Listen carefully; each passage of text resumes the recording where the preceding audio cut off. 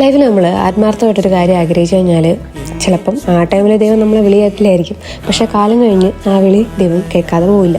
ഒരുപാട് നാളായിട്ട് ആഗ്രഹിക്കുന്ന ഒരു കാര്യമാണ് സ്വന്തമായിട്ടൊരു ബേക്കിംഗ് റൂം, ബേക്കിംഗ് സ്റ്റുഡിയോ വേണമെന്നുള്ളത്. അപ്പോൾ അത് ഇന്ന് നടക്കാൻ പോവുകയാണ് എന്നുള്ള ആലോചിക്കുമ്പോൾ ഒരുപാട് സന്തോഷമുണ്ട്.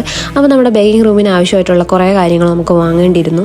അപ്പോൾ നമ്മൾ അതെല്ലാം മേടിക്കാനായിട്ട് ഒരു ഇലക്ട്രിക് ഷോപ്പിൽ, പ്ലംബിങ് വയറിൻ്റെ സാധനങ്ങളൊക്കെ കിട്ടുന്ന ഷോപ്പിൽ വന്നിട്ടുണ്ട്.